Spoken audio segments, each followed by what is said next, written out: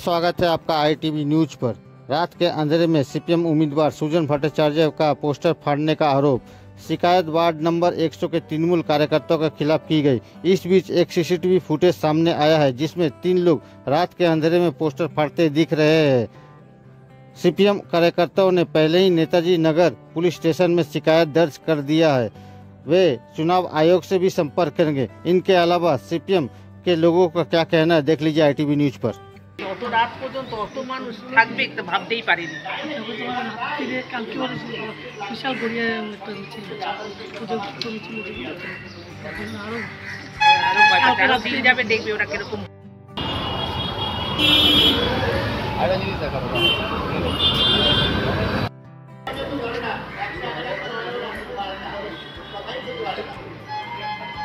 একদম ঠিক আছে। আরে ওরা ভয় পেয়ে আরো 19 তারিখের এরকম জমায়েত থেকে আরো ভয় পেয়ে যাবে। গতকাল কি ঘটনাটা ঘটলো? গতকাল রাতের অন্ধকারে আমাদের 100 নম্বর ওয়ার্ডের 31টা বুথ অঞ্চল, 31টা বুথ অঞ্চলের অধিকাংশ বুথে কালকে সৃজন ভট্টাচার্যের ফ্লেক্স, তার ব্যানার সমস্ত কিছু ছিঁড়ে দেওয়া হয়েছে এবং রাতের অন্ধকারে নাকতলা আমতলা পার্টি অফিস সেই অঞ্চলে যে দেখতে পাচ্ছেন সেটা আমাদের রামগড় অঞ্চল, আমাদের বৈষ্ণবঘাটা অঞ্চল, আমাদের লক্ষ্মীনারায়ণ অঞ্চল, আমাদের নাকতলা সেকেন্ড স্কিম, এই সমস্ত জায়গায় ফ্লেক্সগুলো ছিঁড়ে দেওয়া হয়েছে রাতের অন্ধকারে।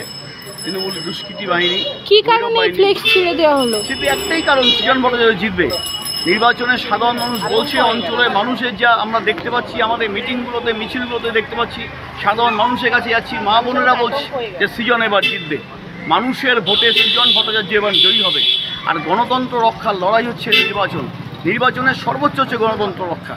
সে গণতন্ত্রকে হরণ করতে চাইছে তৃণমূল কংগ্রেস। আপনারা কি পদক্ষেপ নিলেন এখনো পর্যন্ত এইভাবে 100 নম্বর ওয়ার্ডের সব এই জায়গায়? ঘটনায় আমরা ইতিমধ্যে থানায় জানিয়েছি, যদিও প্রশাসনের প্রতি আমাদের ভরসা নেই, কিন্তু থানায় আমরা জানিয়েছি, প্রশাসনকে জানিয়েছি, নির্বাচন কমিশনকে আমরা জানিয়েছি। অবিলম্বে এটা উপদ্রুত অঞ্চল ঘোষণা করতে হবে। কেন্দ্রীয় বাহিনী, আধা সামরিক বাহিনী দিয়ে নির্বাচন করতে হবে। কেন্দ্রীয় সরকারকে দায়িত্ব নিতে হবে এবং অবিলম্বে উপদ্রুত অঞ্চল 31টা ওয়ার্ড 31টা বুথকে ঘোষণা করে নির্বাচন সংগঠিত করতে হবে। সাধারণ মানুষকে সঙ্গে নিয়ে আমরা নির্বাচন করব।